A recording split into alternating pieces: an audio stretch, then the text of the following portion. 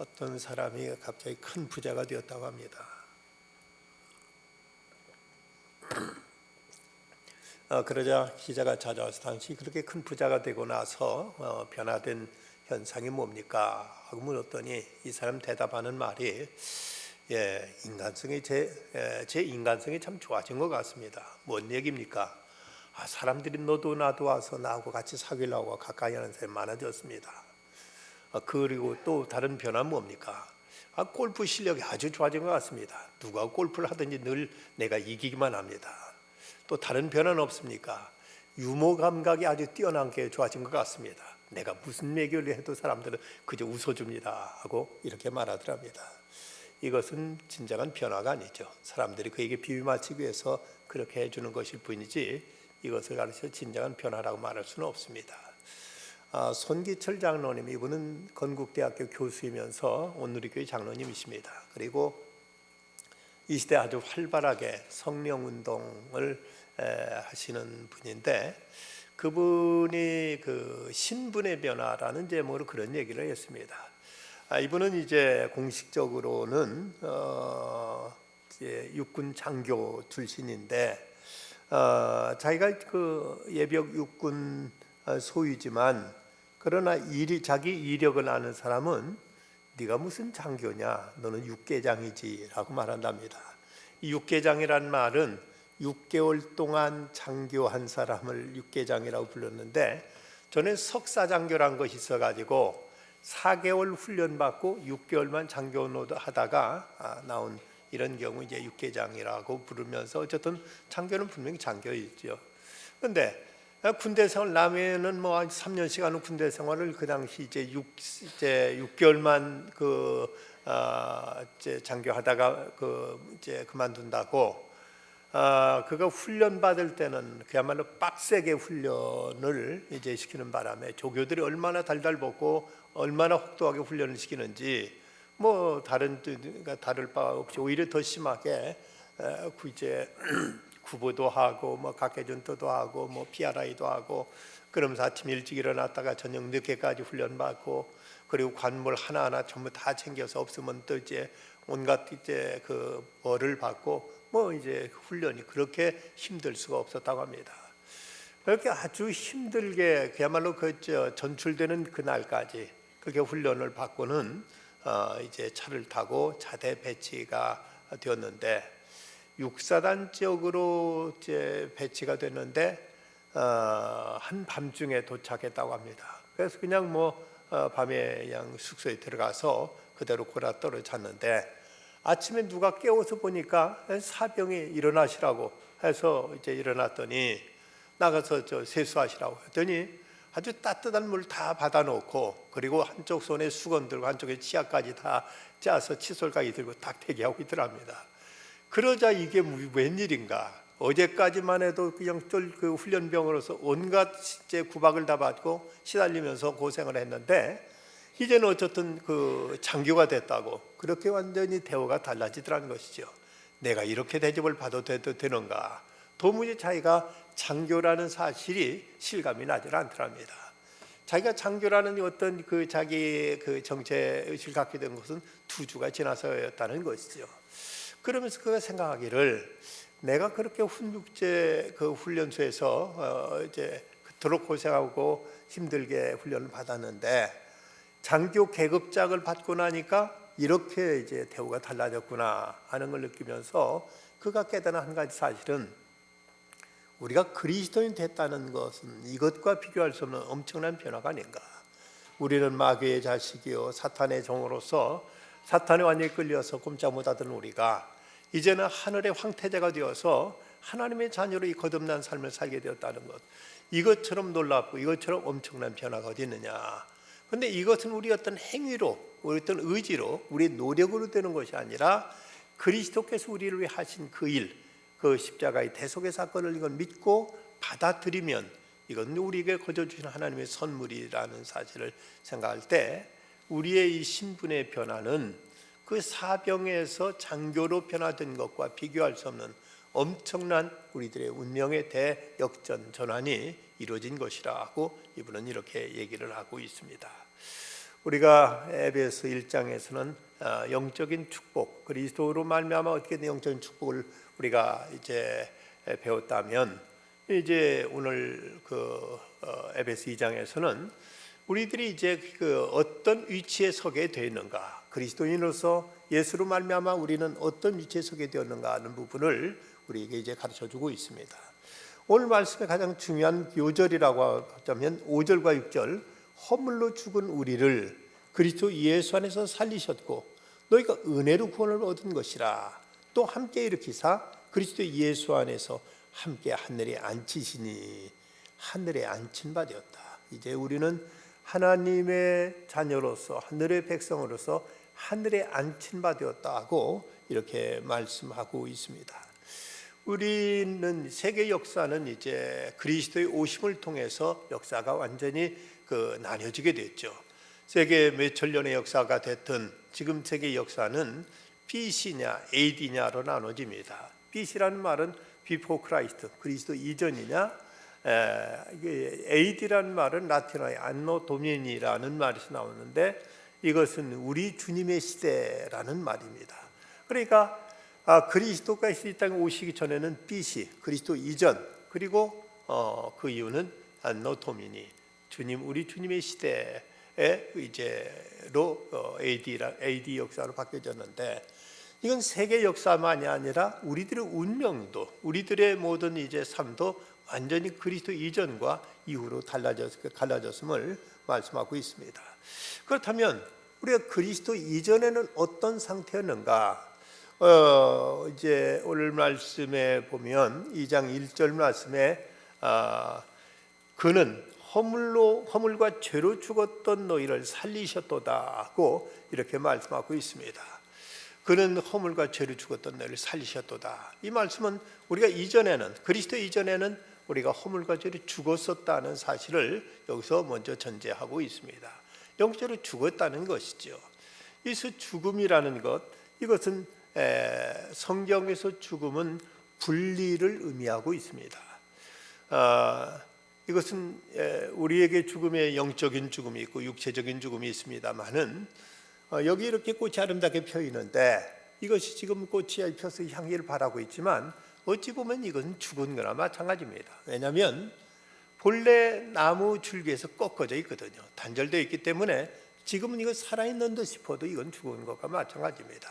그렇다면 우리에게서 죽음은 뭐냐? 하나님과의 단절, 하나님께로부터 우리가 분리된 것, 이것이 우리에게 영적인 죽음입니다. 선악을 알게 하는 나무의 실과를 먹지 말라, 내가 먹는 날은 정령 죽으리라 하고 말씀했는데, 인간이 생명의 근원 되시는 하나님과 분리됨으로 인간은 이미 그때 이제 우리에게 죽음이 찾아왔습니다. 이제 우리는 영적으로 죽음에 이르게 된 것이죠. 그걸 어떤 이는 그렇게 비유하기도 합니다. 물론 하나님께 이제 정령 죽으리라 말씀하셨는데 그때 당장 아담과 하와가 바로 즉사한 것은 아니었습니다. 그리고 얼마 살다가 이제 자식 낳고 이제 죽었는데, 그런데 그 모습 마치 뭐가 같은가 하면 이 나무를 원래 그 나무 줄기에서 꺾었을 때 지금 이렇게 살아있는 듯 싶지만 서서히 말라가듯이 하나님과 우리가 단절되는 순간 그때부터 우리에게 이미 죽음이 찾아왔고, 우리는 육신으로 잠시 이 땅에서 한 8, 90년 이제 살다가 서서히 우리를 말라버리고 죽어가게 되는데, 이것이 완전한 죽음은 지옥불에 던져주는 순간 우리는 완전히 죽게 된다고 이렇게 비유하고 있습니다. 어쨌든 우리가 하나님과 분리됨으로 인해서 우리에게는 이 땅에 죽음이 찾아오게 된 것입니다. 근데 왜 우리에게 이 죽음이 찾아왔는가? 바로 허물과 죄로 말미암아 우리에게 죽음이 찾아왔다고 말씀합니다. 근데 여기서 허물이란 말은 밟지 말아야 할 땅, 들어가지 말아야 할 땅에 들어가는 것을 의미하는 말로서, 다른 말로 표현하면은 하지 말아야 될 것을 하는 것이 허물로 이렇게 이제 해석되고 있고, 그러면 죄란 화살이 관역에서 빗나간 것, 하마르티아라는 말은 인데 이 말은 화살이 관역에서 빗나간 걸 말하는 것으로서 이건 해야 할 그 일을 하지 못한 것을 의미하고 있습니다.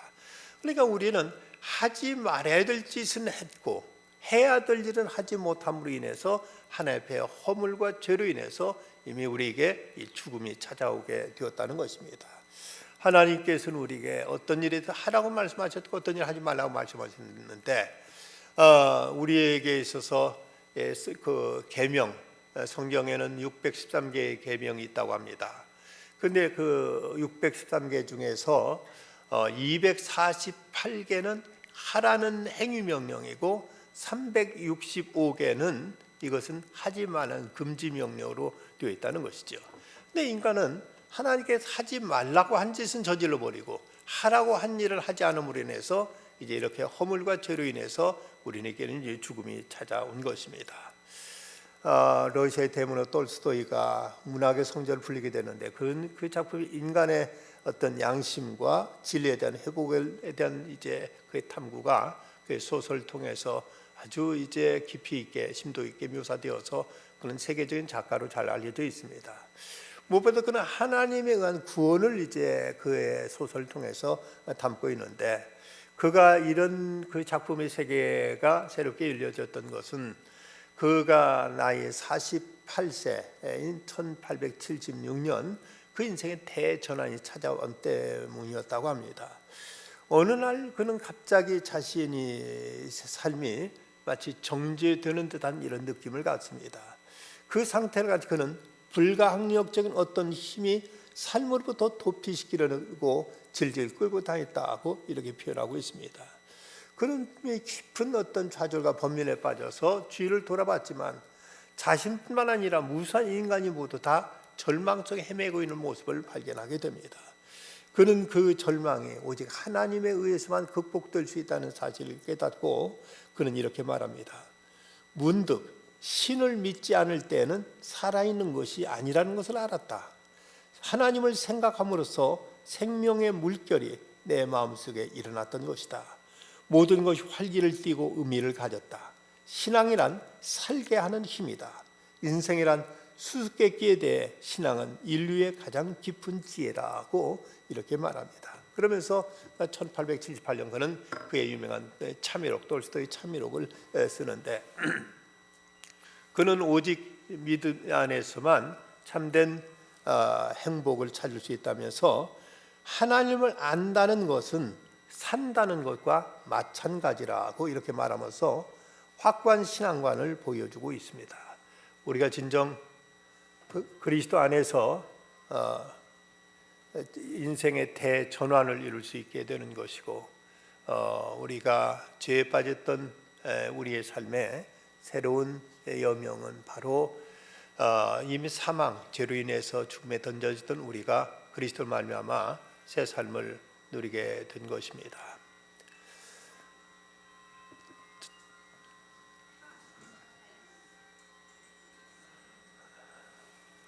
누군지 저 교회에 있는 걸 모르고 예. 그런가 하면 우리가 하나님께 범죄함으로 영적인 원수의 지배하에 받게 되었다는 사실을 2절과 3절을 말씀하고 있습니다.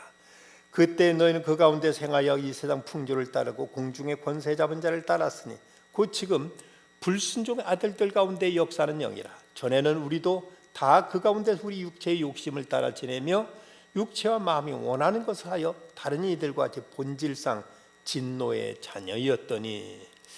여기서 이제 그 범죄한 인간에게 세 가지 원수가 나타나는데 먼저는 이 세상 풍속을 좇고 해서 이 세상과 다음은 공중의 권세 잡은 자인 마귀와 그리고 육체의 욕심을 말씀하고 있는데 바로 육체를 말씀하고 있습니다.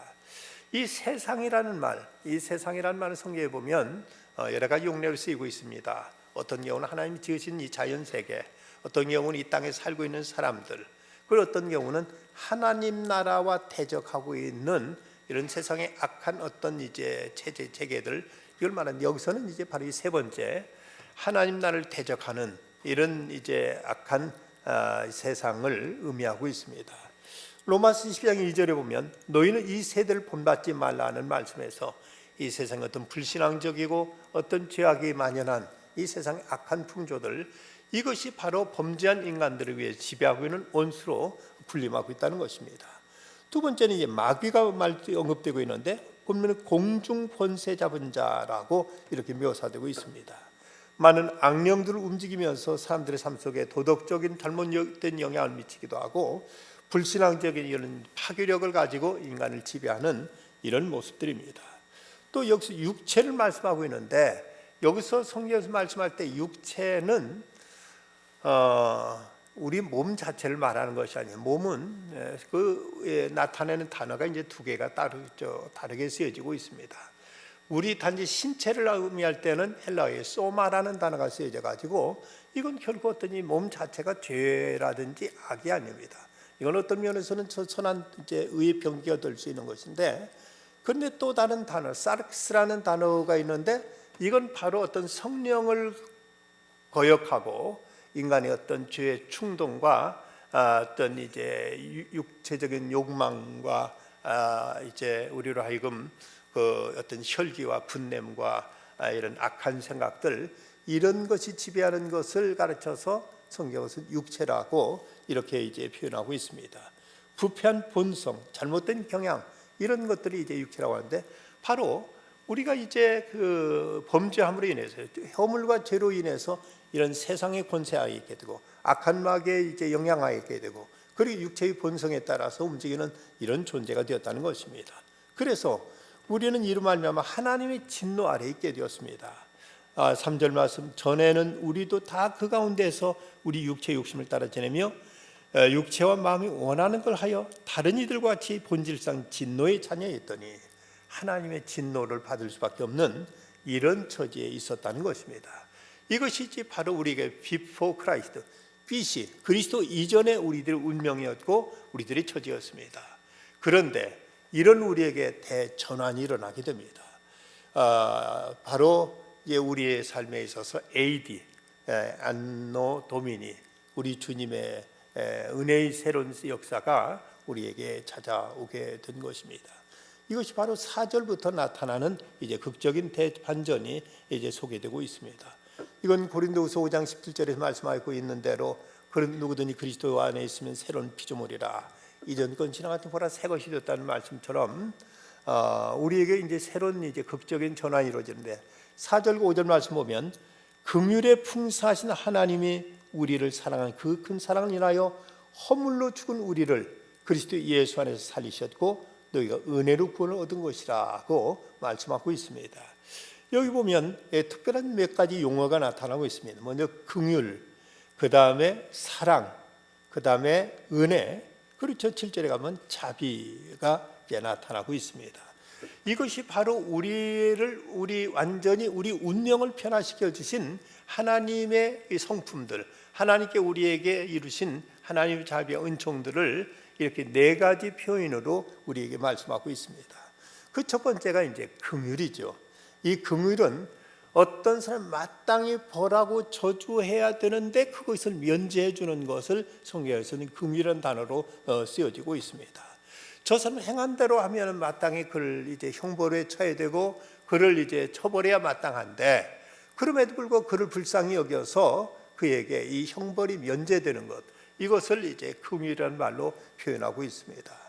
우리가 행한 바에 따르면 우리는 마땅히 죽어 마땅하고 하나님의 진노와 저주를 받아야만 되지만, 하나님 우리를 불쌍히 여기셔서 우리에게 내리시려던 그 심판, 그 진노를 거두시는 것, 이것이 바로 하나님의 긍휼인 것입니다. 우리가 행한 바, 우리가 범한 일, 이걸 보면 우리는 무슨 말로 변명의 여지가 없고 우리는 하나님의 진노의 자식들이었는데, 이제 바로 예수 그리스도의 십자가 때문에, 그리스도의 대속의 공로 때문에 우리는 하나님의 긍휼을 입는 이런 존재가 되었습니다. 16세기 폴란드의 그 유명한 천문학자 코페르니쿠스는 세상을 떠날 때 자기 묘비의 묘비명을 자기가 친히 써놨다고 합니다. 거기 보면, 하나님이여, 나는 바울이 가졌던 특권을 구하지 않습니다. 베드로에게 주셨던 능력을 구하지도 않습니다. 다만 예수님 십자가 지실 때 옆에 있었던 강도에게 베푸신 그 긍휼을 구할 뿐입니다 라고 이렇게 기록하고 있습니다. 오직 그 강도에게도 내가 오늘 나와 함께 낙원에 있으리라 그 예수 하시던 그 말씀처럼 자기에게도 이런 하나님의 긍휼만을 그는 구하면서 그런 숨을 거뒀던 것입니다. 사실 우리에게 하나님의 긍휼이 없다면은 무슨 낯으로도 하나님을 배울 수가 없고 하나님의 진노와 심판을 받을 수밖에 없는데, 바로 예수 그리스도의 그 십자가의 그 사랑으로 했죠. 그 주님의 긍휼하심 때문에 우리는 이제 하나님의 자비와 은총을 입을 수 있는 이런 새로운 이제 우리에게 그 운명이 우리에게 도래하게 된 것입니다. 두 번째는 사랑을 말씀하고 있는데, 여기서 사랑이란 소위 아가페의 사랑이죠. 우리는 그냥 사랑이나 한마디 말로 다 표현합니다만은 헬라 사람들은 이 사랑이란 말에 대해서 여러 가지 분석적으로 많이 써 있어서 이제 그 하나님의 사랑에 대해서는 아가페라는 말로서 이제 표현하고, 그리고 그 혈육의 사랑은 이것은 스톨게라는 말로서 표현하고, 친구 간의 우정에 대해서는 필리아라는 말로 표현하고, 그리고 또 남녀 간의 사랑은 에로스라는 말로 표현하죠. 그런데 여기서 말하는 사랑은 바로 아가페의 사랑, 이런 신적인 사랑, 절대적인 사랑, 하나님의 무조건적인 사랑을 말하고 있습니다. 우리가 하나님의 이제 이런 은총을 입게 된 것은 바로 그분의 사랑 때문이라는 거죠. 바로 이제 절대적인 사랑, 무조건적인 사랑, 하나님께서 우리를 선택하시고 우리를 구원하신 그 사랑으로 인해서 우리는 이제 새로운 신분, 새로운 은혜의 그 자리로 들어오게 되었다는 것입니다. 어떤 한 크리스찬 신사가 중병을 앓게 되었는데, 그는 죽음을 감지하고 그는 이제 한 가지 마음에 두려운 생각이 들기를, 내가 하나님을 믿는다고 하지만 내가 하나님을 사랑한 나의 사랑 너무나 미약하고 너무나 이제 나약한 그것이 내가 이래가지고 어떻게 하나님을 뵐 것인가 하는 여기에 대한 한 가지 두려움이 생겼습니다. 그래서 자기에게 문병원 그 크리스찬 친구에게, 내가 이렇게 하나님을 사랑한 이 사랑이 이렇게 작고 이렇게 초라한데 어떻게 하나님을 배울까 걱정이다 그 말하니까 그 친구가 이렇게 말하더랍니다. 내가 집에 가게 되면 우리 아기를 무릎 위에 앉히고 아이의 맑은 눈망울을 들여다보면서 아이가 중얼거리는 소리를 듣는 것이라네. 내가 지쳐 있을 때 아이가 내게 있다는 것이 얼마나 내게 큰 기쁨이 드는지 모르지. 내가 우리 아이를 극진 사랑하기 때문이야. 그렇지만 아기는 나를 조금밖에 사랑해 주지 않는다네. 내 심장이 터진다 해도 아기는 잠을 깨지 않을 걸세. 내 몸이 고통을 받는다 해도 아이는 장난치고 놀고 있는 것을 막지 못할 걸세. 내가 죽는다고 해도 2, 3일 후면 아기는 나를 잊어버릴 걸세. 그리고 아기는 내게 동전 한 푼도 갖다 주지 않지. 오히려 계속해 내 돈만 나가지.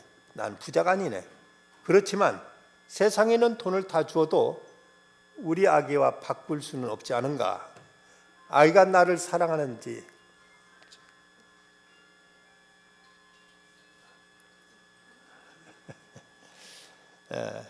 아기가 나를 우리 아기가 나를 사랑하는가 아니면 내가 아기를 사랑하는가. 아기가 나를 사랑한다는 것을 알 때까지 나의 사랑을 보류해 둘까, 내가 사랑을 주기 전에 아기가 나의 사랑에 대한 대가를 기다릴까, 이렇게 말하면서 자기가 어린 양을 사랑하시는 하나님의 사랑에 대해서 이런 얘기를 하고 있습니다.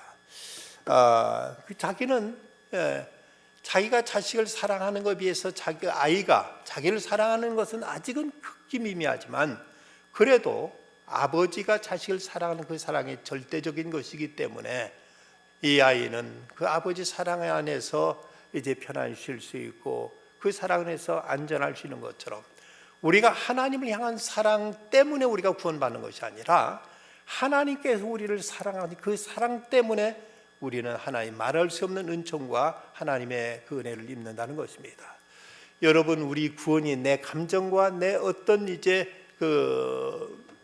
어떤 의지로 받을 수 있다면 우리는 하루에도 천당과 지옥을 10번도 100번도 더 왔다 갔다 할 사람들입니다. 하지만 하나님은 우리를 영원토록 변치 않는 사랑으로 우리를 사랑하시기 때문에 그 사랑으로 인하여 우리가 구원받고 그 사랑으로 인하여 하나님의 자녀로서 이 권세를 누리는 것이지, 우리의 나약한 어떤 믿음과 나약한 어떤 그 사랑으로 인해서 하나님의 은혜가 좌우된다면 우리는 과연 얼마나 안심하고 그 은혜 가운데 거할 수가 있겠는가. 부모는 자식을 이용해서 무엇이든 다 할 수 있습니다. 아직 자식이 부모를 사랑하기 전에도, 그 자식이 부모를 알아보기 전에도 부모는 자식이기 때문에 그를 위한 절대적인 사랑을 붓는 것처럼 하나님께서도 우리의 사랑에 아주 미약하고 아직도 우리가 많이 부족하지만 하나님은 우리를 당신의 그 삼으셨기 때문에, 당신의 자녀로 하시기 때문에 우리를 절대적으로 사랑하시고 변치 않고 사랑하시고 우리를 끝까지 사랑하시고 우리를 위해서 주는 모든 걸 내어주시는 그런 귀한 사랑으로 우리를 품으신다는 사실입니다. 바로 그 사랑 때문에 우리는 허물과 죄에서 사함받고 하나님의 자녀가 되는 이 귀한 은총을 얻게 되었습니다. 세 번째는 이제 은혜에 대해서 말하고 있는데, 너희가 그 은혜로 구원을 받은 것이라. 여기 은혜라는 단어는 무자격한 자에게 베풀어지는 호의를 말하고 있습니다. 저 사람의 그 행위를 보면 도저히 그 사람에게 아무것도 줄 이제 어떤 자격도 그럴 만한 조건도 못 되지만 전혀 자격이 안 되는 사람에게 일방적으로 베푸시는 하나님의 은총, 호의, 이것을 은혜라고 표현하는 것입니다. 하나님께 우리를 긍휼히 여기셨고 하나님께서 우리에게 은혜를 베푸셔서 우리로 하여금 하나님의 자녀들은 권세를 주셨고 우리로 하여금 죄와 허물로 죽었던 우리들을 하나님 우리를 살리시고 하나님께 우리를 이제 구원해 주신 것입니다. 찬송가 305장 나 같은 죄인 살리신 그 은혜 놀라와. 이 찬송을 작사한 존 뉴턴 목사님은 원래 그는 노예 상인이었습니다. 배 타고 다니면서 아프리카의 노예를 잡아다가 유럽에 와서 팔아먹는 이런 아주 악질이었습니다. 그랬던 그가 어느 계기 하나님을 알게 되고 완전히 그는 거듭나서 그는 자기가 지금까지 살아왔던 삶을 생각할 때 이렇게 형편없는 죄인을 하나님께 선택해 주다니, 이런 그야말로 죽어도 마땅히 이제 못한 이런 엄청난 죄인을 하나님이 용서해 주다니 그 은혜가 너무 고맙고 놀라워서 나 같은 죄인 살리신 그 은혜 놀라워하는 소위 그 유명한 어메이징 그레이스, 이 찬송을 그는 작사하게 됩니다. 그는 자기 묘비에 남길 말을 스스로 썼는데, 존 뉴턴, 그는 한때 방탕에 빠진 노예 상인이었으나 우리 주 예수 그리스도의 풍성한 은혜로 구원받아 하나님의 자녀로 살았다. 그는 자신의 하나님의 은혜를 받고 이제 새 사람 된 것을 아무리 생각해도 자기 의지의 결과가 아니었고 자기의 어떤 선함이나 공로가 있었던 거 아니었고 오로지 하나님의 은혜뿐이었음을 그는 깨닫고 그는 절대 은혜의 사람으로 그는 거듭나게 되는 것입니다. 또 하나, 네 번째가 바로 자비입니다. 7절 말씀, 이는 그리스도 예수 안에서 우리에게 자비하심으로써 그 은혜의 지극히 풍성함을 오는 여러 세대에 나타내 하심이라. 여기 자비란 단어의 뜻은 가장 소중한 것을 상대방의 구체적인 어떤 액션, 행동을 의미하고 있습니다. 이건 어떤 관념적이고 어떤 이제 우리들이 사색적인 얘기가 아니라 우리의 실제적인 구체적인 행위를 말하는 것입니다. 선한 사마리아인의 이야기를 보면 이 사람은 강도 만난 사람을 보고 나서 안 됐다 마음으로만 이제 애쓰게 하고 그친 것이 아니라 그는 가던 걸음 멈추고 가서 그를 기름 발라서 이제 치료해주고 자기 나귀에 태워가지고 주막에 맡겨주고 그리고 이제 자기 돈 2데나리를 주면서 잘 보살펴달라고 하고 이제 돈이 더 들면 자기가 와서 갚아주겠다고 하고 그런 실제적인 행동으로 이 선한 사마리아인은 강도 만난 사람을 보살폈습니다. 예수님께서 그 말씀 끝에 하신 말씀, 이 세 사람 중에 누가 강도 만난 자의 이웃이 되겠느냐고 물어보시자 듣고 있던 율법학자가 자비를 베푼 자니다고 말했을 때 그 자비, 이것이 바로 이런 행동이 따르는 구체적인 이런 선행을 이제 성경은 자비라고 말하고 있습니다. 그렇다면 하나님께 우리를 구원하신 사건도 그냥 저 높은 보좌 위에 계시면서 저 너희들 안 됐구나, 너희들 참 불쌍하다, 딱하다, 내가 살려주마, 저 용서해주마 하고 이렇게 말씀으로 하신 것이 아니라 친히 이 땅에 인간의 몸을 입고 오셔서 우리를 대신해서 예수님께 모든 죄와 수모 다 당하시고 십자가에서 모든 대가를 치르시고 그러시면서 예수님께서 우리는 대속의 제물이 되어주심으로 이래서 우리는 이제 하나님의 자녀가 되는 이런 은총과 특권을 얻게 된 것입니다. 어떤 율랑녀가 인신매매로 이리 팔리고 저리 팔리면서 이제 온갖 수모와 고생 다 하다가 아등바등 살려고 몸부림쳐봤지만 더 이상 그에게는 어떤 삶의 의지조차도 이제 꺾이게 되고 맙니다. 몸도 마음도 만신창이가 되었을 때 그는 이제 일기장에 이런 글을 씁니다. 하나님, 나 좀 제발 좀 도와주세요. 그 마지막 그는 숨이 끊어지기 전에 하나님, 나 구원받고 싶습니다. 나 이 죄가 싫습니다. 하나님 용서해 주십시오. 나는 멸망당하니 싫습니다. 하나님 자비가 필요합니다. 라고 이렇게 신음하다가 그녀는 죽었습니다. 홀로 외롭게 죽어가는 그녀의 곁에 아무도 함께 해주진 않았고 누구도 슬퍼해 주는 사람 없었고 그야말로 모든 사람도 외면된 가운데 참으로 처량하고 참으로 고독한 죽음을 맞게 되었습니다.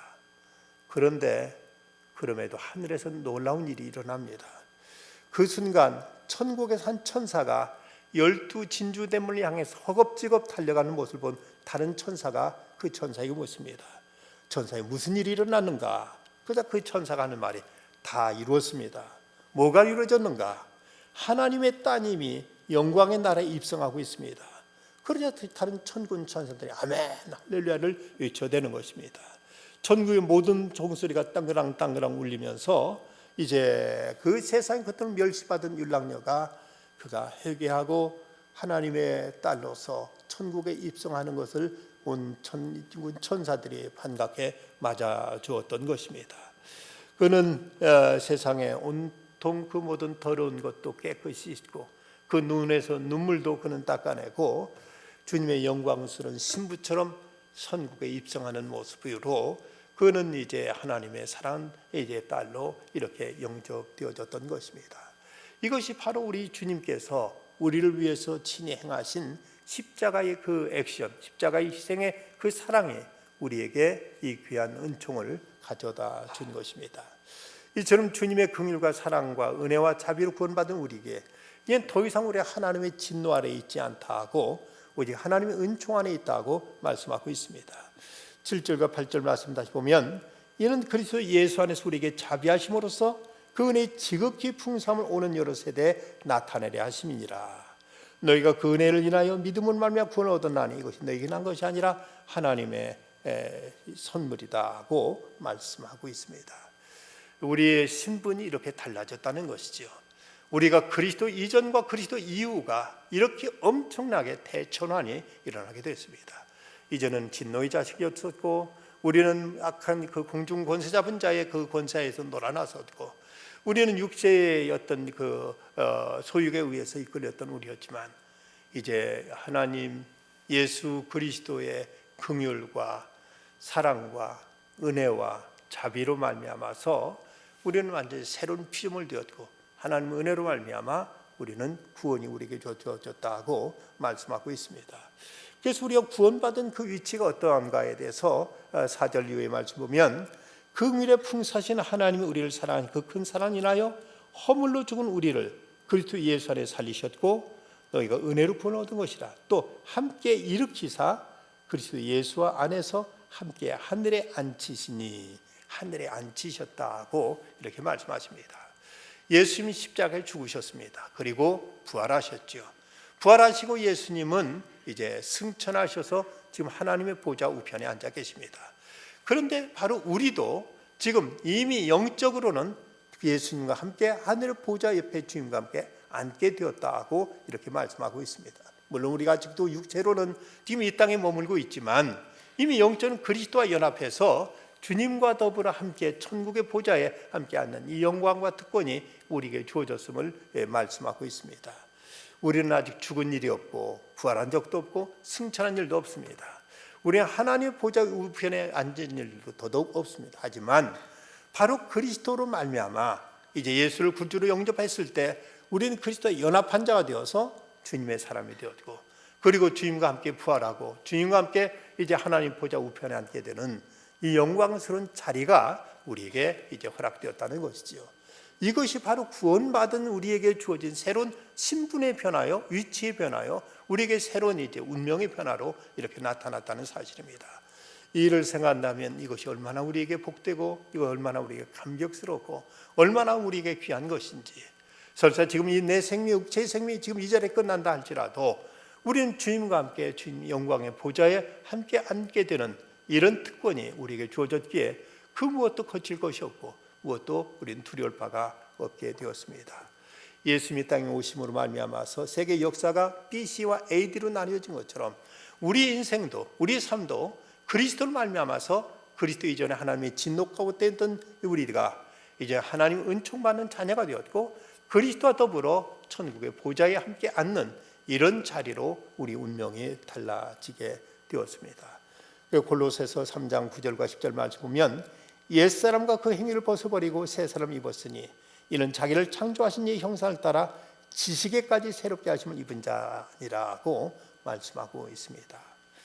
저 일본에 호지 유테랑이라는 소년이 있었습니다. 이 소년이 얼마나 성질이 사납고 포악했던지 나이 이미 18살 때 살인, 강간, 방화 등 아주 극악한 죄를 거침없이 저지르다가 그는 경찰에 체포돼 가지고 무기징역형을 이제 선고받았습니다.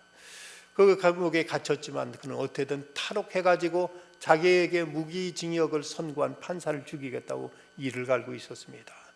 늘 그는 이제 탈옥할 것만 이제 보면서 거기서 분을 사귀지 못하고 있었는데, 어느 때 그 감옥에 왔던 한 청년으로부터 복음을 받고 그는 거기서 예수님을 영접하는 이런 이제 전환이 이루어지게 됩니다. 전도를 받은 그는 그때에서 비로소 자기가 흉악한 죄인이라는 사실을 깨닫고 회개를 하게 됩니다. 회개하고 예수님 구주로 영접하고 세례를 받고 새 사람이 되었는데 그는 그때부터 새로운 인생관을 갖게 되었고 그때부터 그는 누군가를 위해서 봉사하겠다는 이런 마음을 품게 됩니다. 어느 날 그는 감옥에 있었던 죄수가 심한 종기로 고생하고 있는 걸 보더니 그는 그에게 다가가서 입으로 그 종기를 빨면서 이제 그 고름을 짜주는 이런 모습을 보고 같은 감옥에 있던 다른 죄수들도 감동받아서 이 호지 대랑의 모습에 감동되어서 그를 통해서 예수를 믿게 되었고 그를 통해서 그 감옥 안에 믿게 된 사람 무려 200만 명이 넘었다고 합니다. 일본에서는 결국 기독교 국가가 아니기 때문에 기독교에 대해 상당히 부정적인데 그 감옥 안에서만은 이제 믿는 사람들이 예배드리는 것을 허용해 줬고 그곳에서는 이제 신앙이 이제 자유가 주어졌다고 합니다. 급기야 기독교로 탄압받은 일본 정부도 이 감옥 안에서만은 이제 교회 활동이 허용되어서 이제 종교 집회를 허락받는 특별한 이제 배려가 주어지게 됩니다. 한 사람의 변화로 인해서 그 감옥 안이 천국으로 바뀌어지는 이런 역사가 나타나게 되었다는 것입니다. 바로 예수 그리스도의 그분의 긍휼, 그분의 사랑, 그분의 은혜, 그분의 바로 자비로 인해서 우리가 이렇게 새로운 신분으로 또 새로운 위치로 새로운 운명으로 우리는 거듭나게 되었습니다.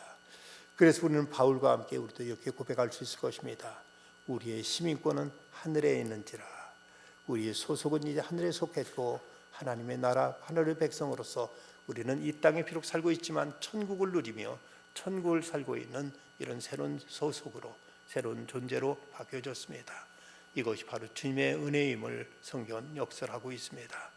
그리스도로 말미암아 그 은혜로 말미암아서 우리가 새로운 신분된 것을 감사히 여기고 이제는 이 신분에 합당한 삶을 살아가는 중에 이 땅에서도 하나님 나라가 경험되어지고 하나님 나라가 드러나고 하나님 나라가 사람들에게도 우리의 모습을 통해 전해지는 귀한 생명 역사가 이루어지기를 간절히 기원합니다.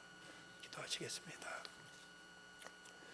거룩하신 아버지 하나님, 이 밤도 죄 전에 불러주셔서 죄 말씀 가운데 저희들이 변화된 새로운 신분을 다시 확증해 주심을 감사합니다. 죄와 허물로 죽었던 저희들, 공중권세 잡은 자의 그 지배 안에 있었고 하나님의 진노 가운데 있었던 저희였지만 이제 예수 그리스도의 긍휼과 사랑과 은혜와 자비로 말미암아서 이제 저희는 새롭게 의롭다함을 얻게 되었고 하나님 보좌 우편에 주님과 함께 더불어 갈 수 있는 이 귀한 영광과 특권이 저에게 부어졌습니다. 주님, 저희들의 변화된 이 신분을 날마다 확인하고 이 신분에 합당해 살아가는 중에 이 땅에서 천국을 경험할 수 있게 해주시고 천국을 보여주고 천국을 드러내며 천국을 증거하며 살아가는 저희들의 참된 새로운 삶이 있게 하여 주시옵소서. 아직도 주님을 모르고 죽음 가운데 사탄의 권세 가운데 있는 이들에게 예수 그리스도를 전하여 저들도 저희와 함께 이제 함께 천국을 누리며 천국을 영원히 소유할 수 있는 구원받은 백성들로 거듭나는 역사들이 더욱 활발하게 이제 나타날 수 있게 하여 주시옵소서. 길이요 진리요 생명 되신 주 예수 그리스도의 이름으로 간절히 기도드리옵나이다. 아멘.